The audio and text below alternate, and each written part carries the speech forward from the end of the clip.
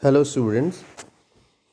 अब हम इस क्लास में इंफ्रारेड स्पेक्ट्रोस्कोपी के आगे कंटेंट का अध्ययन करेंगे।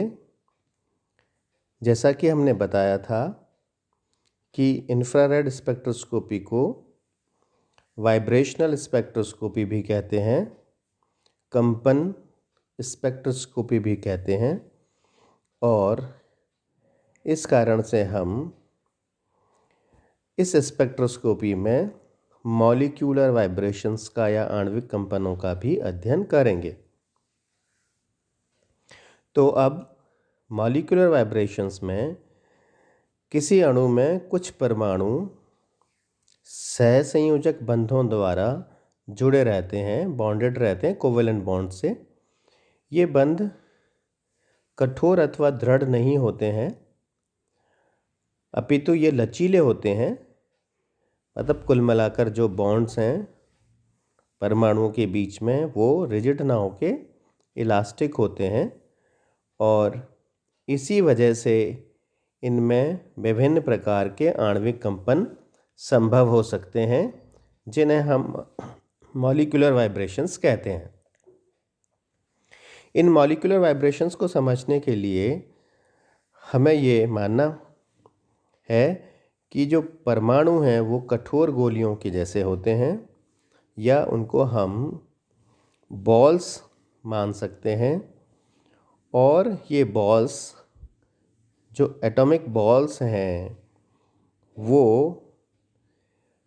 बॉन्ड्स द्वारा जो बॉन्डेड होती हैं, तो इन बॉन्ड्स को हम स्प्रिंग मान लेते हैं।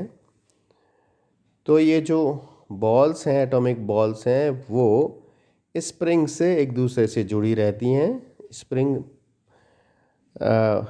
बोले तो बॉन्ड। तो किसी एक अणु में कई प्रकार के परमाणु हो सकते हैं। यदि 3 परमाणुओं के एक झुंड में किस प्रकार के कंपन होंगे, इसको हम अब समझ लेते हैं। ये 3 प्रकार के जो परमाणुओं का ग्रुप है या झुंड है, ये अणु भी हो सकते हैं और किसी अणु का भाग भी हो सकते हैं। तो आणविक कंपन मुख्य रूप से 2 प्रकार के होते हैं। एक तो तनन कंपन और दूसरा होता है बंकन कंपन। तनन कंपन को इंग्लिश में स्ट्रेचिंग वाइब्रेशंस कहते हैं और बंकन कंपन को बेंडिंग वाइब्रेशंस कहते हैं। जिस प्रकार हम शरीर को स्ट्रेच करते हैं और बेंड करते हैं, उसी प्रकार यहाँ पर भी जो मॉलिक्यूलर वाइब्रेशंस हैं वो भी 2 प्रकार के होते हैं। एक तो स्ट्रेचिंग वाइब्रेशंस और दूसरा बंकन या बेंडिंग वाइब्रेशंस। तो इस सबसे पहले हम स्ट्रेचिंग वाइब्रेशंस को समझ लेते हैं। इस प्रकार के कंपनों में परमाणुओं के मध्य बंध के अक्ष में एक लयबद्ध गति होती है।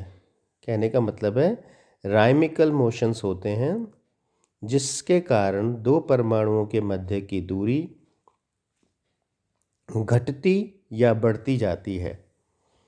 तनन कंपन में 2 बंधों की दूरी या तो घटेगी या बढ़ेगी, लेकिन उनके मध्य का बंध कोण स्थिर रहता है।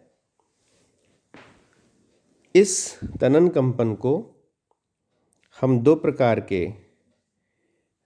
हो सकते हैं। ये तनन कंपन स्ट्रेचिंग वाइब्रेशंस 2 तरह के हो सकते हैं। एक तो सममित और दूसरा असममित। तो एक तो सिमेट्रिकल हो सकता है और दूसरा असिमेट्रिकल हो सकता है।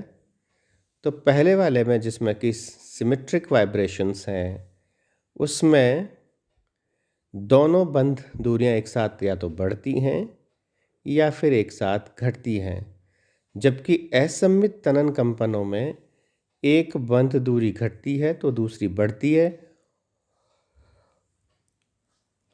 और एक बढ़ती है तो दूसरी घट जाती है। तो यहाँ डायग्राम ए में हम देख रहे हैं कि या तो स्ट्रेचिंग में बंध दूरी बढ़ रही है या फिर घट रही है। और इस तरह से कॉन्ट्रैक्शन हो जाता है या एक्सपांशन हो जाता है। एक्सपांशन में बंध दूरी बढ़ जाती है, कॉन्ट्रैक्शन में बंध दूरी कम हो जाती है, घट जाती है। दूसरे डायग्राम में तो इस प्रकार के जो कंपन होते हैं वो सिमेट्रिकल वाइब्रेशंस होते हैं, जिसको डायग्राम ए में दिखाया गया है। हमने CO2 का एग्जाम्पल लिया है। C बीच में है, सेंट्रल में C है, सेंट्रल एटम, और इसके दोनों तरफ 2 ऑक्सीजन परमाणु जुड़े हुए हैं। बंध को हम स्प्रिंग मान रहे हैं और एटम्स को हम बॉल मान रहे हैं। तो ये 3 परमाणुओं का समूह है CO2।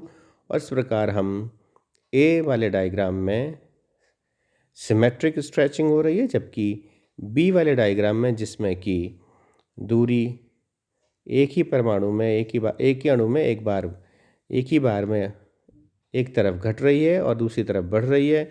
दूसरे डायग्राम में एक तरफ घट रही है और दूसरी तरफ बढ़ रही है।